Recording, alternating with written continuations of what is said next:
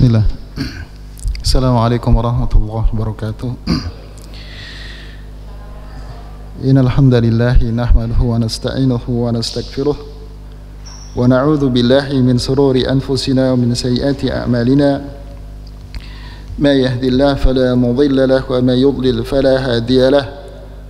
Asyhadu an la ilaha illallah wahdahu la syarika lahu wa asyhadu anna Muhammadan abduhu wa rasuluh. Allahumma salli wa sallim wa barik ala nabiyyina wa maulana Muhammadin wa ala alihi wa sahbihi ajma'in wa sallama taslima katsira thumma amma ba'd. Jemaah sekalian Masjid Al-Ihsan yang semoga senantiasa dirahmati dan dimuliakan oleh Allah. Alhamdulillah, pada kesempatan sore yang Allah berkahi ini kita kembali, saya secara pribadi diberikan kesempatan untuk bisa bermuajahah, berjumpa dengan jamaah sekalian yang semoga senantiasa dirahmati dan dimuliakan oleh Allah Tabaraka wa Ta'ala. Dan ini merupakan sebuah kesempatan yang baik, dan semoga pertemuan ini Allah jadikan sebuah keberkahan dan Allah jadikan sebuah timbangan kebaikan pada kita masing-masing pada hari kiamat kelak ketika kita berhadapan dan bertemu dengan Allah Tabaraka wa Ta'ala. Dan juga mudah-mudahan pertemuan ini merupakan sebuah pertemuan yang bisa memberikan faidah kepada saya pribadi ataupun kepada yang hadir pada kesempatan kali ini. Jemaah sekalian dirahmati dan dimuliakan Allah, bahwa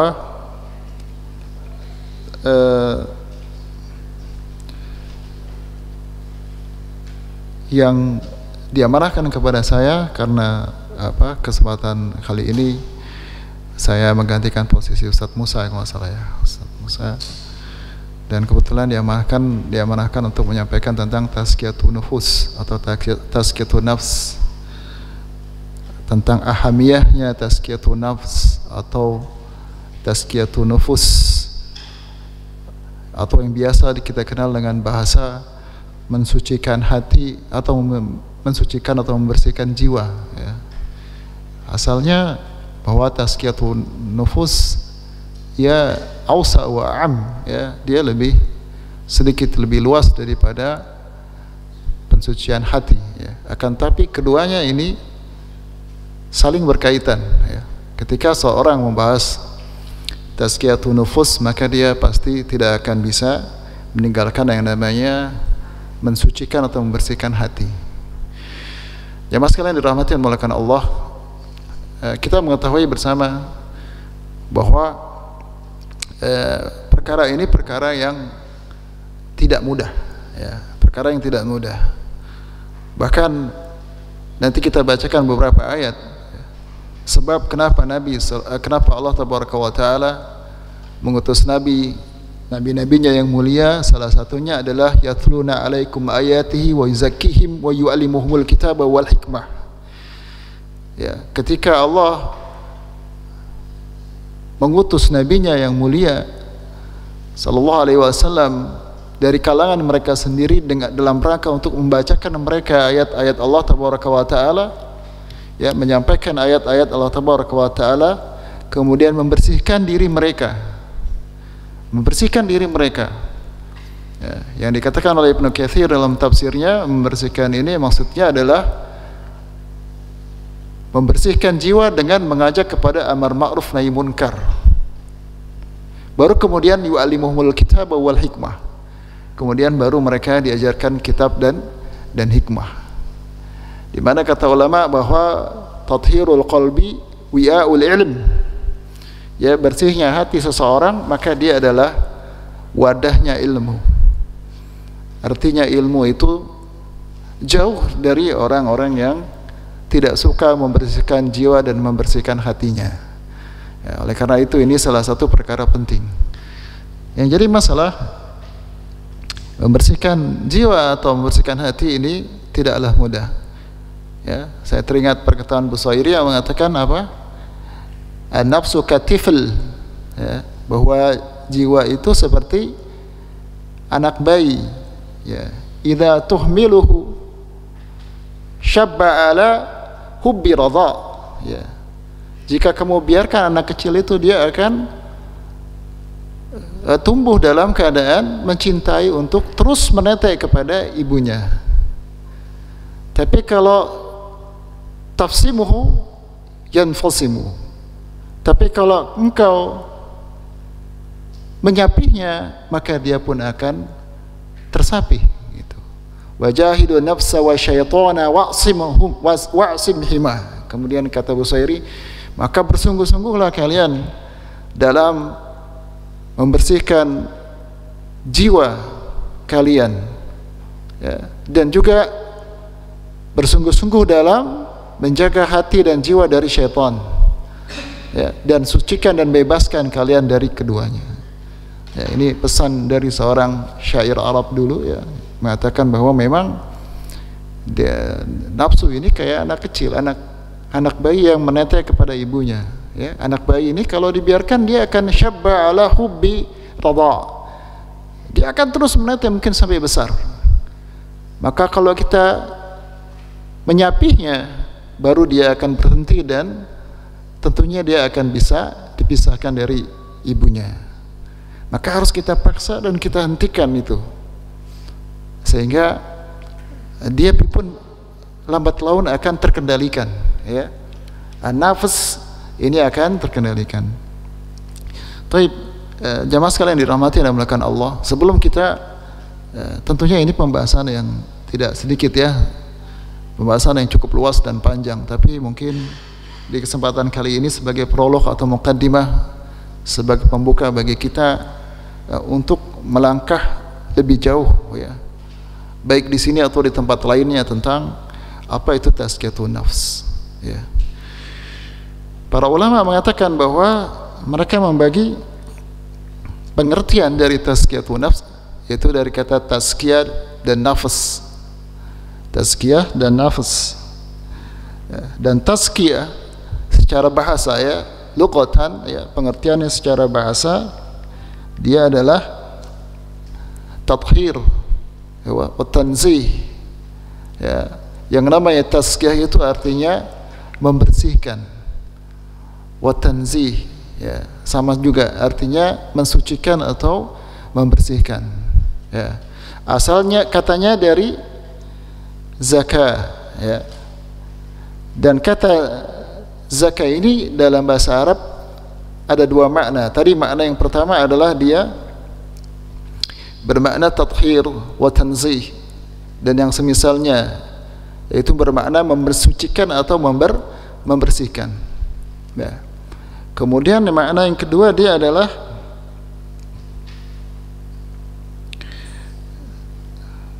ziyadah wa numu. Di secara bahasa, ya, bahwa yang dinamakan tazkiyatun nafs, apa yang dinamakan tazkiyah secara bahasa, dia adalah bertambah dan bertumbuh, ya, bertambah dan bertumbuh. Jadi saya ulang, ya, secara bahasa dia ada dua. Tazkiyah itu artinya dia mensucikan atau membersihkan. Yang kedua dia adalah bertambah dan tumbuh, ya. Maka kata zakat itu dari akar kata yang sama, ya. Maka zakat itu artinya membersihkan, ya, membersihkan jiwa dan membersihkan harta. Adapun nafas, nafas ini banyak para ulama memiliki banyak pengertian, ya. Dan di Al-Quran sendiri kata nafas ini ada beberapa makna, ya. Ada yang bermakna ruh, ada yang bermakna al-insan, ada yang bermakna al-aql, ya, atau al-fikr. Ada juga yang bermakna sesuatu yang bisa mumayyiz bainal khair wa syarr, sesuatu yang bisa membedakan baik dan buruk, ya. Jadi kata nafas di Al-Quran datang dalam berbagai macam makna. Tapi secara umum para ulama mengatakan bahwa yang namanya nafas itu adalah Jiwa, kalau kita sering artikan jiwa secara zat, inti jiwa manusia itu sendiri, ya. Yang dimana jiwa itu terdiri dari ruh, akal, ya, dan juga hati, ya, pikiran, ya. Yang dia terkadang dimaknai bukan secara fisik, ya, ruh itu. Ya.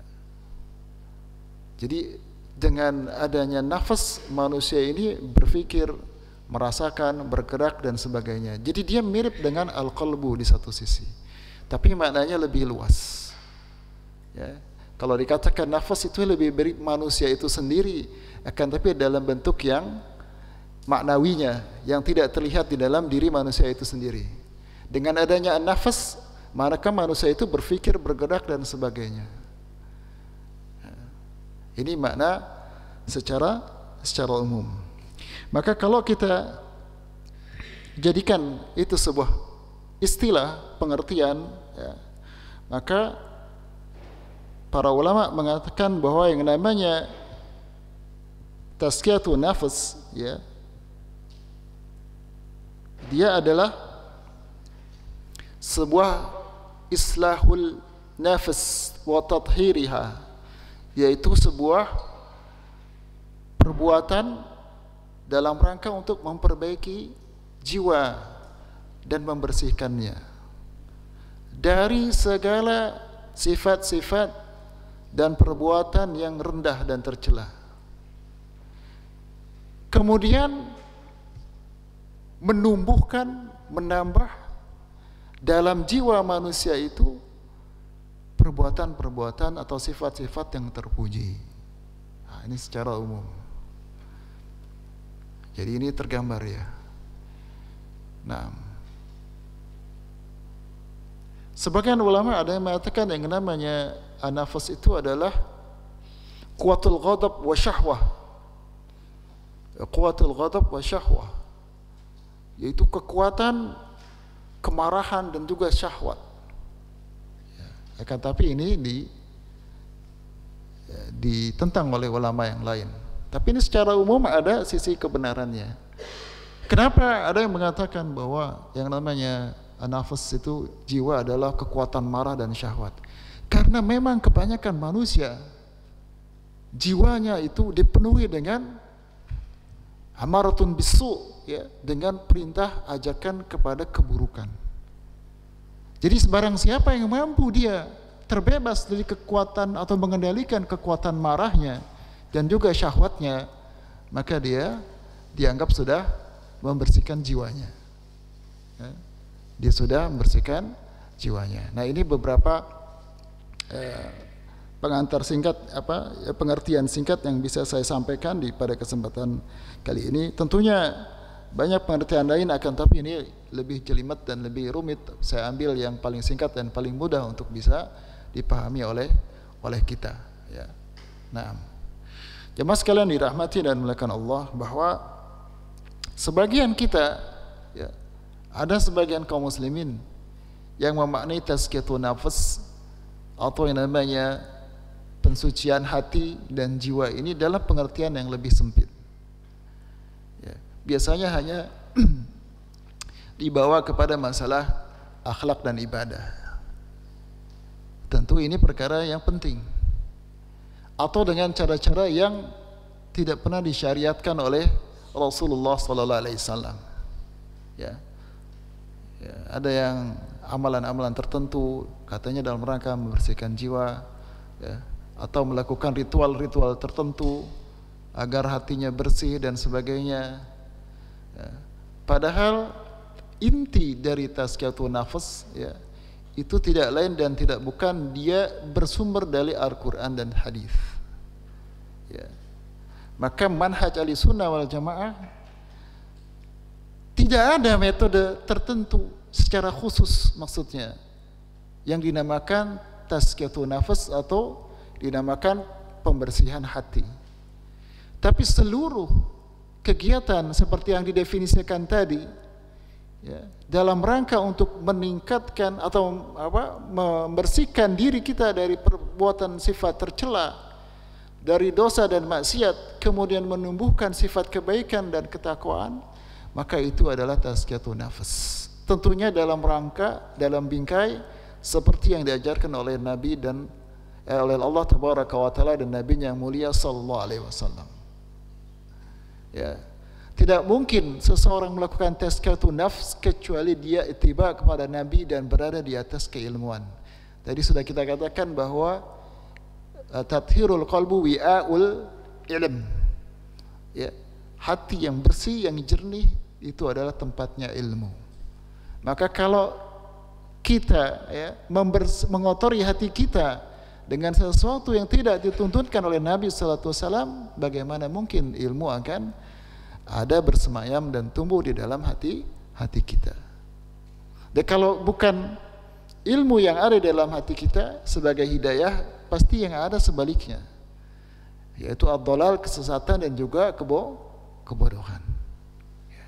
Tapi jemaah sekalian dirahmati dan dimuliakan Allah, yang jadi masalah juga, ya, seseorang, ya, ketika dia terkena penyakit hati, ya, ini problem dan ini dibicarakan oleh para ulama. Dia nggak akan menyadari, terkadang atau seringkali dia tidak menyadari bahwa hatinya sedang dalam keadaan sakit. Nah, Imam Ghazali sebutkan panjang lebar di Ihya Ulumuddinnya, ya. Bahkan beliau mengatakan bahwa orang penyakit hati itu seperti apa? Sopeng di wajah. Jadi apa? Gajah di pelupuk mata itu nggak kelihatan, tapi semut atau kuman di seberang lautan itu tampak dengan jelas. Seringkali orang-orang yang memiliki penyakit hati, dia akan menuduh orang lain bahwa orang lain itulah yang penyakit hati. Wah, si A, si B begini dan begitu. Ya, tidak ada henti-hentinya dia sibuk dengan keburukan dan kesalahan orang. Ini tanda-tanda salah satu bahwa dia berpenyakit hati dan tidak mau membersihkan dirinya. Nah, ini sering nih. Jadi kalau kita sering mengatakan si A hatinya sakit, si B hatinya rusak, jangan-jangan itu adalah kita sendiri yang sedang terjangkit oleh penyakit hati, tapi kita nggak pernah menyadarinya. Nah, jadi yang namanya seorang dikatakan melakukan tazkiyatun nufus, ya, dia ada dua rukun tadi, yang namanya tahliyah dan takhliyah. Ya. Namanya tahliyah artinya dia menghiasi dirinya dengan sifat-sifat kebaikan. Kemudian takhliyah, dia membebaskan dirinya dari keburukan. Ya, setiap seseorang melakukan proses yang namanya takhliyah, ya, membersihkan dirinya, dan ini tidak cukup, dia harus juga tahliyah. Dia juga harus menghiasi dirinya kebaikan. Jadi seorang hanya melakukan kebaikan tapi tidak membebaskan dirinya dari keburukan, ini bukan tazkiyatun nafs. Ya. Atau hanya membebaskan dari keburukan tapi tidak juga menghiasi dirinya dengan kebaikan, ini juga bukan tazkiyatun nafs. Tapi kedua rukun ini harus berjalan ketika seseorang melakukan tazkiyatun nafs. Nah, Isa jam berapa ya? Hah? 7 seperempat ya? 7:20. Nah,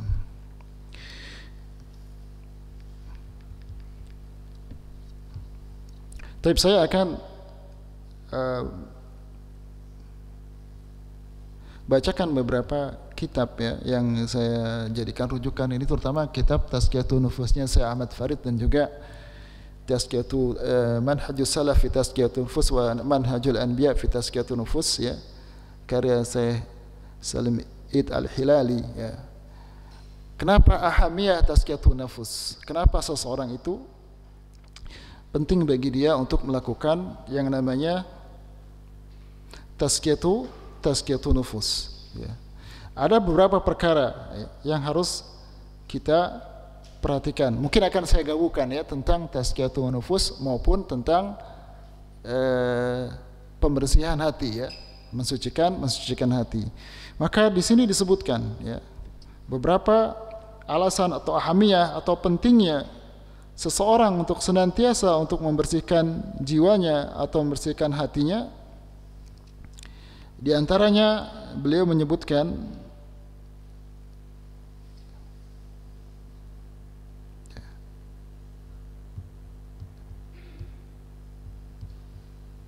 sebentar ya.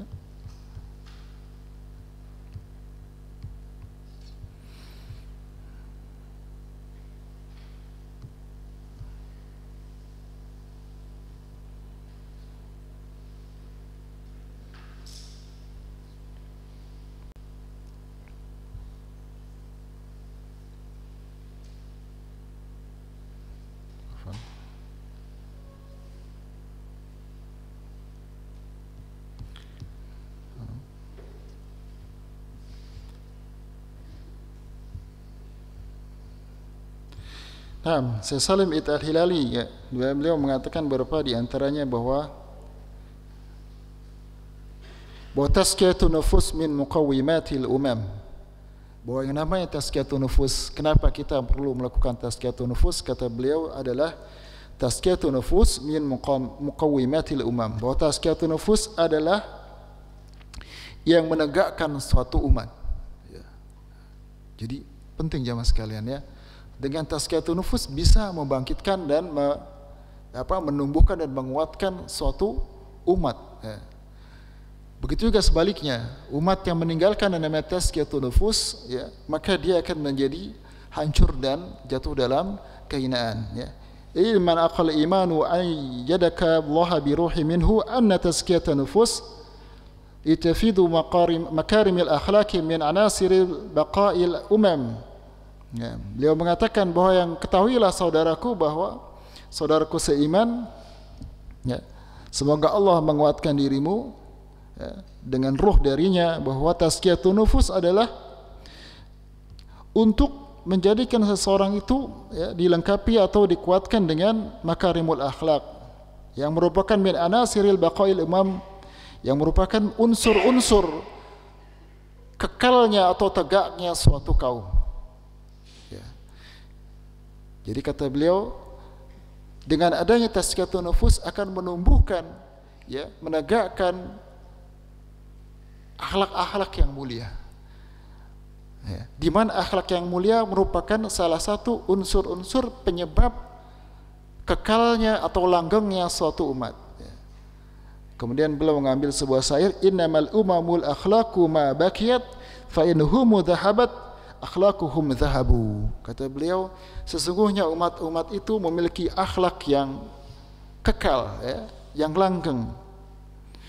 Dan apabila akhlak itu hilang, ya, fa in hum dhahabut akhlaquhum dhahabu. Kalau akhlak mereka hilang, maka umat itu pun akan hilang. Bahkan bisa jadi dia dikenang dengan sebuah kebiasaan atau peradaban yang buruk dan tercela. Ya, seperti yang dialami oleh Nabi kita yang mulia, Islam ini dibangun bukan dengan kehebatan dalam masalah kekuatan ekonomi atau kekuatan semata-mata kekuatan peperangan. Ya, yang kita dapati dari masa ke masa, bagaimana digambarkan Rasulullah dan para sahabatnya serta para tabi'in dan atba'ut tabi'in, mereka adalah generasi yang senantiasa memiliki akhlak yang mulia.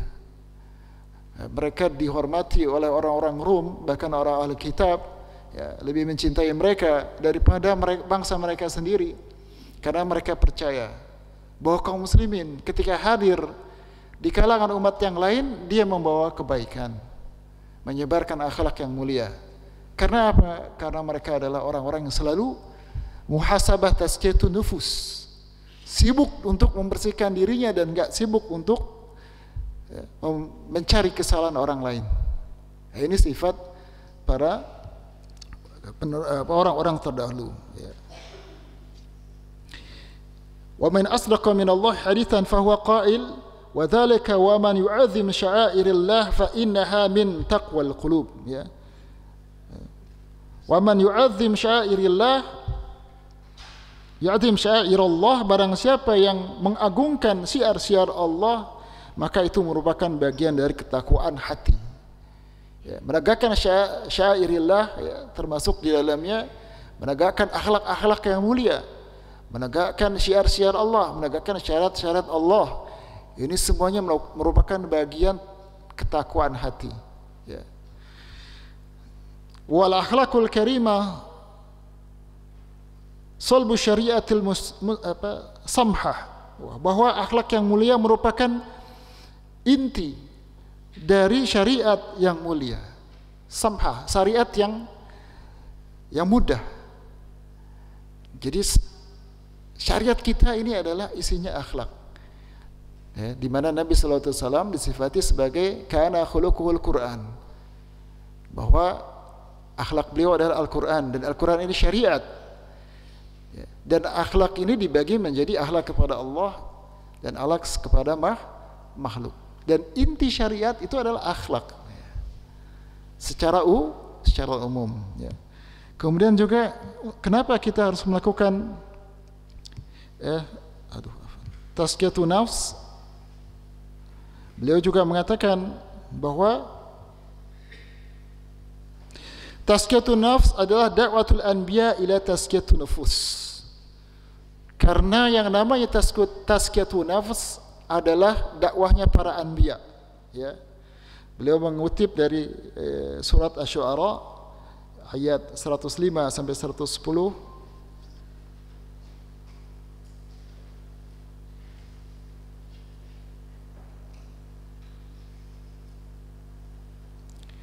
Naam, atau saya ambil ayat yang lebih ringkas lagi biar karena waktu kita enggak panjang.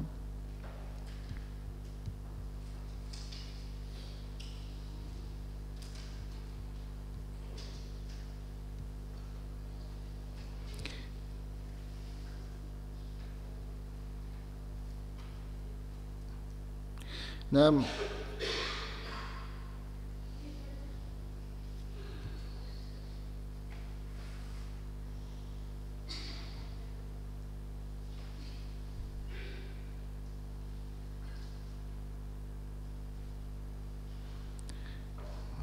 Sini tidak disebutkan ya.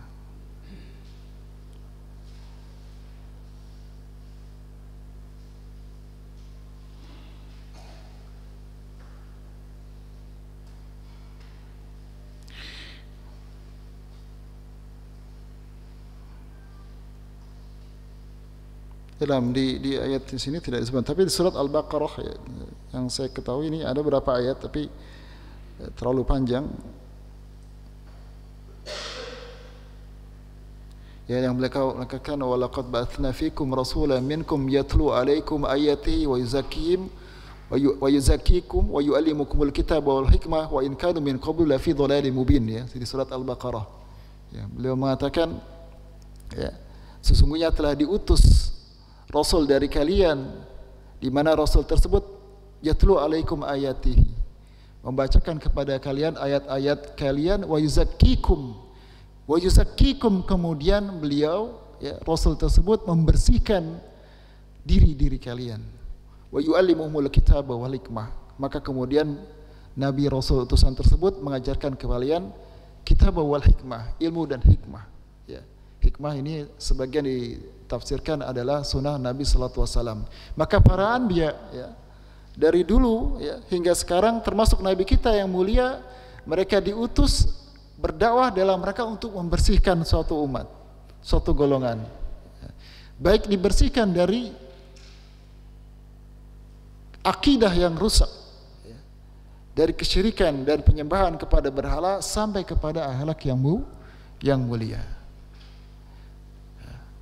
Dikatakan oleh Ibnu Katsir menafsirkan ayat ini wa yuzakkikum bermakna ya'murukum bil ma'ruf wa yanhaakum 'anil munkar. Ya, yang namanya akhlak yang mulia ini adalah, ya, yang namanya membersihkan jiwa adalah membersihkan atau mengajak kalian kepada al-ma'ruf dan mencegah kalian dari kemunkaran. Ya. Ini yang namanya tazkiyatun nufus. Jadi yang namanya tazkiyatun nufus bukan hanya bicara tentang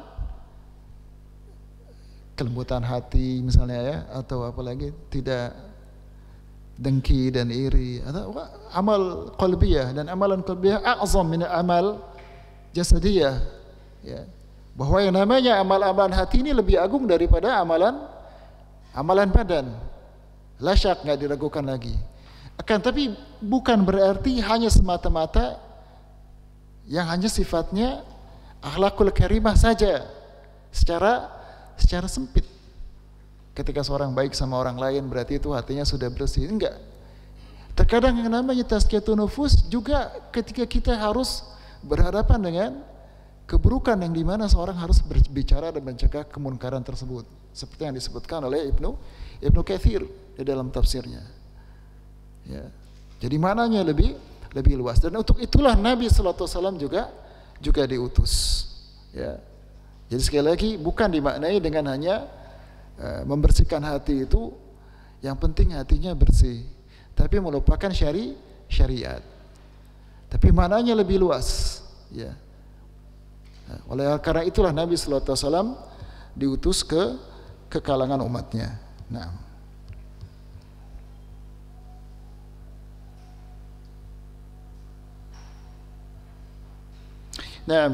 Di sini yang ketiga beliau mengatakan tazkiyatun nufus ruknun min arkanil bi'tsati nubuwah. Bahwa yang namanya tazkiyatun nafs dia adalah rukun dari rukun-rukun, ya, bi'tsahnya kenabian. Rukun-rukun dari diutusnya kenabian, ya. Seperti ayat yang sudah saya sebutkan, ya. Kemudian juga di surat Al-Imran Allah tabaraka wa taala mengatakan walaqad manallahu 'alal mu'minina idz ba'atha fihim rasulan min anfusihim yatlu 'alaihim ayatihi wa yuzakkihim wa yu'allimuhumul kitaba wal hikmata wa in kanu min qablu lafi dhalalin mubin. Walaqad manallahu 'alal mu'minin, sungguh Allah telah memberikan nikmat kepada orang yang beriman, idz ba'atha fihim rasulan min anfusihim, ketika Allah tabaraka wa taala mengutus rasul dari kalangan kaum mereka sendiri. Yatlu alaihim ayatihi wa yuzakkihim, ketika beliau, ya, utusan Allah membacakan kepada mereka ayat-ayat Allah sebagai mau'izah basyira wa nadhira, ya. Kemudian wa yuzakkihim, kemudian dengan ayat-ayat tersebut Nabi sallallahu alaihi wasallam mengajak mereka kepada kebaikan dan meninggalkan kemungkaran dalam rangka untuk membersihkan mereka. Wa yu'allimuhumul kitaba wal hikmah, kemudian setelah itu baru yang namanya mengajarkan kitab dan hikmah. Dikarenakan al-ilm, yaitu kitab dan hikmah, dia adalah hidayah, dan hidayah itu hanya bisa menempati hati yang bersih.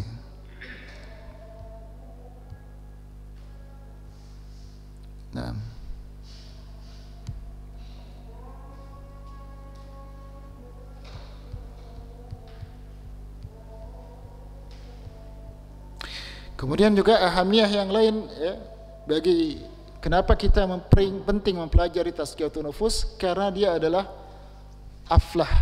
al-falah. Tazkiyatun nufus adalah sumber kemenangan dan kebahagiaan. Qad aflaha man zakkaha wa qad khaba man dassaha. Ya. Allah tabaraka wa taala mengatakan qad aflaha man zakkaha, sungguh dia telah sukses meraih kemenangan barang siapa yang zakkaha, yaitu membersihkan an-nafs, jiwanya, wa qad khaba man dassaha, sebaliknya dia akan khaba, merugi dan menyesal bagi orang-orang yang mengotori hatinya. Ada yang menafsirkan makna ayat ini adalah sungguh Allah telah waqad khaba man dassaha, artinya adalah sungguh Allah telah menjadikan hatinya kotor, atau sebaliknya Allah telah menjadikan hatinya bersih, atau Allah telah menjadikan hatinya itu menjadi kotor. Tapi penafsiran ini kurang tepat. Tapi yang lebih tepat adalah orang-orang yang aflah, orang-orang yang berhasil, yang sukses, justru dialah orang-orang yang membersihkan dirinya sendiri. Kemudian dengan usahanya itu Allah takdirkan kepadanya untuk hatinya menjadi bersih. Begitu juga orang-orang yang berusaha untuk menghilangkan atau menambahkan, menumbuhkan pada dirinya sifat-sifat kebaikan, maka Allah hiasi dirinya dengan sifat kebaikan. Kemudian dengan tazkiyatun nufus juga adalah menjadikan seseorang dimasukkan oleh Allah kepada Allah Tabaraka wa Ta'ala, dan Allah selamatkan dia pada saat hari kiamat, ya. Yauma la yanfa'u malu wala banun illa man atallaha biqalbin salim. Ya. Pada hari di mana tidak ada gunanya mal, harta dan juga anak-anak mereka, illa man atallaha biqalbin salim, kecuali orang-orang yang datang kepada Allah pada hari kiamat nanti dalam keadaan hati yang selamat, hati yang bersih, hati yang sehat, ya, hati yang dia senantiasa melakukan tazkiyatun nufus, membersihkan jiwanya, sehingga dia datang kepada Allah pada hari kiamat dalam keadaan hati yang bersih. Maka Allah selamatkan dia, karena hatinya yang selamat, Allah selamatkan dia, ya, pada hari kiamat kelak. Allah bebaskan dia dari api neraka jahanam, kemudian Allah masukkan ke dalam surganya, ya, Tabaraka wa Ta'ala. Wallahu ta'ala alam. Mungkin ini saja yang bisa saya sampaikan dikarenakan keterbatasan waktu. Barang siapa yang ada pertanyaan silakan ditanyakan, ya. Nah, tafadhal.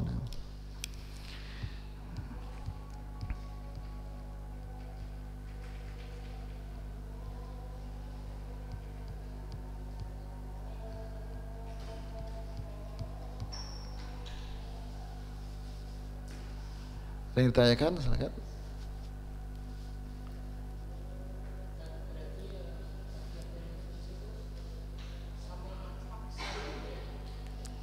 Tazkiyatun nufus lebih luas dari akhlak. Kalau akhlak dimaknai dengan makna yang sempit, ya, hanya dengan akhlak itu kan sijiyah, ya, sebuah kondisi hati, ya, yang kemudian muncul dalam perbuatan tanpa harus difikir, itu akhlak. Tapi kalau tazkiyatun nufus itu jiwa, ya. Akhlak kalau dimaknai secara akhlak yang lebih luas. Jadi nggak hanya soal tingkah laku atau karakter, ya. Akhlak itu dikatakan biasanya sifat qalbiyah, sifat dalam hati. Tapi dia lebih luas lagi. Tazkiyatun nufus dalam hati dan tazkiyatun nufus dalam amal. Ya, namanya orang wudu, dia tazkiyatun nufus. Dia membersihkan jiwanya dengan wudu, ya. Kita banyak bacakan hadis-hadis, ya, bahwa orang yang berwudu bertetesan dosa-dosanya sebanyak tetesan air wudunya ketika berwudu. Ini tazkiyatun nufus, yang tentunya nggak ada kaitannya dengan akhlak. Dan tazkiyatun nufus yang paling utama adalah dalam masalah tauhid dan iman. Dan ini dia adalah kunci, kata para ulama, bahwa setiap yang namanya memperbaiki akhlak itu kembali kepada memperbaiki ma'rifatullah, kepada iman. Ya, iman paling intinya tauhid ma'rifatullah. Oleh karena itu penting bagi kita belajar ma'rifatullah, asma wa sifat, fikih asma wa sifat itu harus dibahas. Sebagian kita menganggap bahwa kita ini sudah bertauhid, sudah manhajnya bagus, tapi kok kurang di masalah akhlak atau masalah hati. Ya, nanti ada definisi ulama yang namanya al-qalb, dia adalah al-latifah, al-latifah rabbaniyah ruhaniyah, ya, definisi ulama. Ya, yang namanya hati itu adalah sifat yang lembut, yang ilahiyah rabbaniyah, merupakan anugerah dari Allah yang diberikan kepada seseorang, ya, di mana hati itu berkaitan dengan sifat yang halus dan lembut itu. Nah, apa yang dimaksud latifah rabbaniyah? Maka ulama menjelaskan itu adalah al-alim arifah, ya, seorang orang yang alim dan dia arif ketika berfikir. Nah, gitu. Jadi agak rumit pembahasannya, nggak apa-apa, Pak, ya. Jadi maksudnya yang namanya seorang yang dekat, bagus tauhidnya, ma'rifatullahnya kuat, menguasai asma wa sifat, itu Allah berikan tadi sifat yang lembut dalam hatinya. Maka ketika dia berfikir, dia bisa tenang, bisa halus, bisa lembut, ya. Maka para ulama ada yang mengatakan namanya qalbun, yaitu adalah ta'akul, tempat seorang berfikir, merenung, ya, tafakur, ya, muhasabah. Ini tandanya hatinya hidup. Karena orang-orang yang hatinya rusak, dia susah, Pak, tafakur, berfikir, merenung, ya, dia akan kesulitan, ya. Orang bisa jadi diberikan kecerdasan tapi tidak diberikan zakat, seperti kata Ibnu Taimiyah. Dia diberikan Allah, dia diberikan akal yang cerdas, tapi tidak diberikan kemampuan untuk berpikir lebih jauh, merenung, ya, dan kemampuan untuk menahan dirinya. Karena kalau kita berpikir hanya semata-mata dengan kecerdasan, ya, dengan logika kita hanya berpikir apa yang baik, apa yang tidak baik, apa yang menguntungkan kita, ya, dan apa yang merugikan kita, tanpa memikirkan orang lain, tanpa memikirkan ini halal atau haram. Ini bedanya. Kalau orang diberikan sifat latifah, dia akan berpikir nggak cuman keuntungan dirinya dia sendiri atau apa yang dia dapatkan, enggak, Pak. Dia berpikirnya lebih luas. Ya. Itu dari mana? Itu dari ma'rifatullah. Jadi kalau orang merasa dia kekurangan pada akhlaknya, justru karena dia terlalu pede merasa dirinya sudah memahami ma'rifatullah. Jadi jangan-jangan memang tauhid kita sebenarnya masih kurang, tapi kita ngerasanya sudah bagus. Itu yang pertama. Yang kedua, memang karena kita dibangun dengan cara belajar yang keliru, Bapak sekalian. Pemahaman kita keliru tentang masalah tauhid. Semata-mata seolah-olah seorang tauhid itu jika kita bisa mengatakan bahwa ini tauhid Asy'ariyah, ini tauhidnya Jahmiyah, ini akidahnya falasifah. Tapi kita enggak belajar lebih jauh tentang tauhid itu sendiri. Tauhidnya Ahlussunnah itu seperti apa? Ada enggak yang belajar sampai fikih asma wa sifat di sini? 99 nama Allah. Kalau seorang kenal Allah Tabaraka wa Ta'ala, itu pasti dia akan diberikan oleh Allah sifat tadi, ya, sifat latifah, diberikan akhlak yang mulia dan mudah bagi dia untuk berperilaku dengan perilaku dan perangai yang baik. Ya, itu kaitannya, wallahu ta'ala alam. Jadi jangan terlalu percaya diri bahwa manhaj Anda sudah bagus, kemudian tauhid Anda sudah benar. Kenyataannya akhlaknya masih bobrok. Itu tandanya sebenarnya tauhidnya harus lebih diperbaiki kembali. Karena apa? Sistem belajarnya nggak benar, ya. Cuman bisa, ya, membuka kekeliruan akidah yang lain, tapi dia nggak pernah belajar fikih asmaul husna, nggak pernah mendalami tentang sifat-sifat dan nama-nama Allah Tabaraka wa Ta'ala, ya, hanya sebatas kaidah dan teori, ya. Tapi nggak bisa mentafakuri tentang asma wa sifat dari Allah Tabaraka wa Ta'ala. Makanya wajar kalau itu yang terjadi, karena proses belajarnya sudah kurang tepat, ya. Wallahu ta'ala alam. Mungkin itu sedikit dari saya. Mungkin ada yang lain mungkin tanya sebelum kita salat asar gitu. Nah.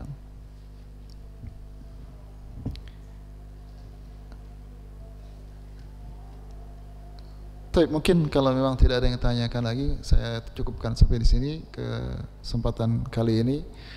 Semoga pada kesempatan yang akan datang kita diberikan untuk keluasan wawasan, ya, dan juga kemampuan untuk membersihkan hati, karena tidak mungkin seorang membersihkan jiwanya dan membersihkan hatinya kecuali dengan ilmu, tidak dengan perasaan.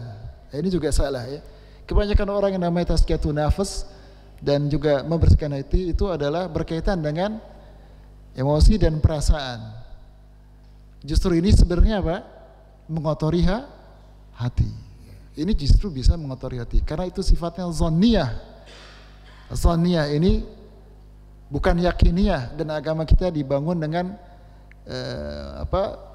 aglabuz zon atau ghalabutuz zon yang kuat atau dengan keyakinan. Tapi hanya dengan perasaan tanpa ada kekuatan keyakinan, maka ini sangat berbahaya. Hidup dalam khayali, ya, intuisi, hayalan, ya, seolah-olah itu kelembutan, tapi justru itu adalah menyisakan penyakit hati. Nah, ini harus kita luruskan dan kita perbaiki bersama-sama. Mungkin ini saja yang bisa saya sampaikan pada kesempatan kali ini. Semoga apa yang saya sampaikan bermanfaat bagi saya pribadi dan bagi siapa saya mendengarkan. Subhanakallahumma wa bihamdika asyhadu an la ilaha illa anta astaghfiruka wa atubu ilaik. Assalamualaikum warahmatullahi wabarakatuh.